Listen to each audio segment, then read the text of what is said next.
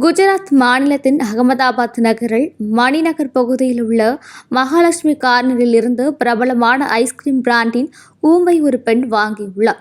அதை சாப்பிடும் பொழுது பள்ளியின் வால் கிடந்ததைக் கண்டு அதிர்ச்சியடைந்தார். உடனே அந்த பெண் வாந்தி எடுத்ததை அடுத்து மருத்துவமனைக்கு அழைத்து செல்லப்பட்டார். பாதிக்கப்பட்ட பெண்ணின் கணவர் அளித்த தகவலின்படி ஐஸ்கிரீம் வாங்கிய விற்பனை நிலையத்திலிருந்து எந்தவிதமான ரசீதும் வழங்கப்படவில்லை.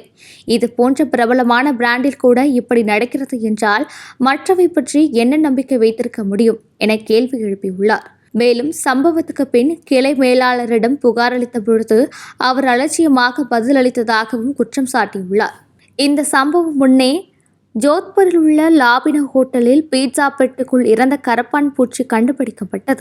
இந்நிலையில் உணவு பாதுகாப்பு துறையும் நுகர்வோர் பாதுகாப்பு அதிகாரிகளும் இந்த சம்பவத்தில் கடுமையான விசாரணை மேற்கொண்டு பாதுகாப்பு நடைமுறைகளை பின்பற்ற வலியுறுத்த வேண்டுமென பொதுமக்கள் கோரிக்கை விடுத்துள்ளனர்.